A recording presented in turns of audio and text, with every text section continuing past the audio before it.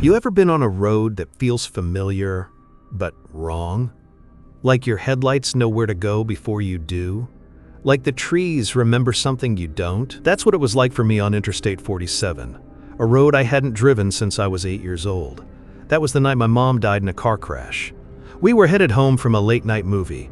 Deer in the road. Ice on the shoulder. Instant blackout. Mia Hoipa Kaz. I survived. She didn't. But last Friday night, as I drove that road for the first time in 20 years, something happened. My phone lit up. Emergency call dialing.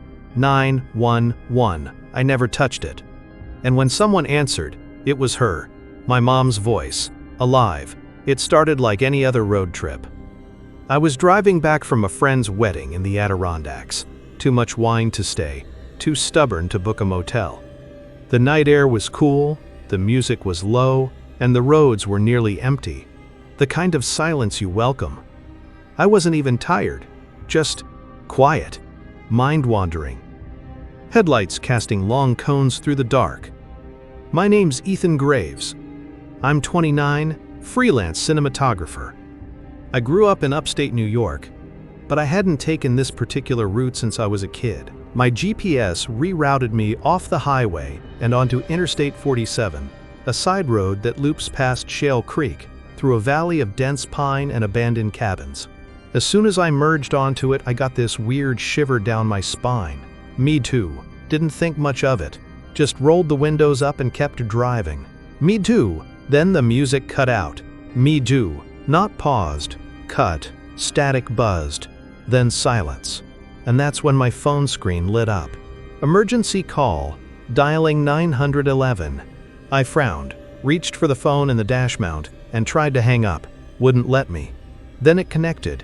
911. What is your emergency? The voice on the line was my mother. My stomach dropped. The voice wasn't a memory. It wasn't a recording. It was live, clear, direct, and patient. Ethan? She said.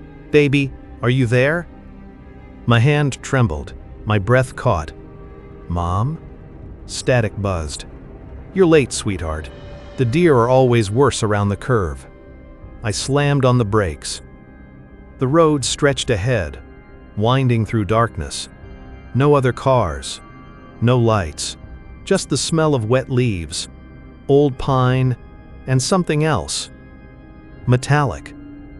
Blood? I held the phone to my ear. Who is this? Ethan, I need you to slow down. Please, don't let it happen again. Her voice cracked like she was about to cry. I looked at the phone again. The call was active. Timer ticking up. Number blocked. Where are you? I whispered. You left me here, she said. I waited. That's when my headlights flickered. Cocoa top. A shape darted across the road. Not an animal. Cocoa top. A person. Cocoa top. I swerved, nearly hit the guardrail. Cocoa top. The phone dropped to the floor. The call ended. Breathing hard, I pulled over. Heart hammering in my chest. Cold sweat on my back. The night had changed. It felt watched. I sat there for minutes. Maybe longer. Then I heard footsteps. Not from outside. From behind me. I turned. Shried. Nothing. Backseat empty. But the rearview mirror was fogged, like someone had breathed on it. Then the music started again. Not the playlist. A song I hadn't heard since 1998, Landslide, by Fleetwood Mac. My mom's favorite. I grabbed my phone. It was still on the floor. Dead black screen. The dash clock blinked 12:02, then changed to 1998. I started driving, fast. Every tree I passed looked the same. Every sign unreadable. The road looped. I passed the same broken fence 3 times, and then the phone rang. Blocked number. I answered. I can't move on, she whispered. You're still here, so am I. My hands gripped the wheel so tight my knuckles cracked. I don't understand, I said. You died. You're dead. Static.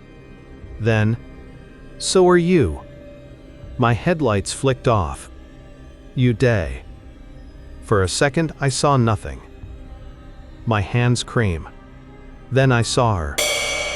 Danan, standing in the middle of the road. You day. Wearing the clothes from that night.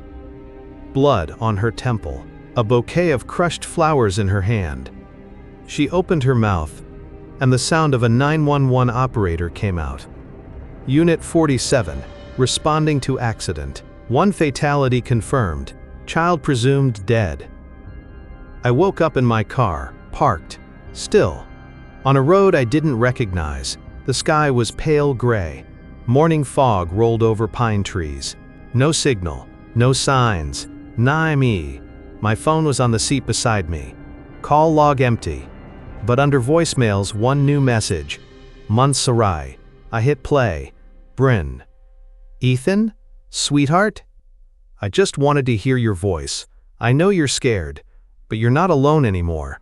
We'll drive home together this time, okay? The message ended with a long, low breath, like she was sitting right next to me. Then silence. And that's where I've been ever since. Driving. The road never ends. The deer never come, and every time I try to leave, my phone redials 911, and my mom answers. If you made it this far, then you already know. Some calls don't come from the living. Some answers are never meant to be heard. But this channel, this is where we listen to them. Where the darkness speaks, where truth and terror bleed together. So if you felt that chill, if your gut twisted when you heard her voice, then hit like, because stories like these deserve to be remembered. Comment below. What would you do if your phone called the dead? Share this with someone who says they don't believe in ghosts. And if you want more real horror, more stories that scratch at your spine long after the screen goes dark, subscribe, because next time, it could be your phone that rings.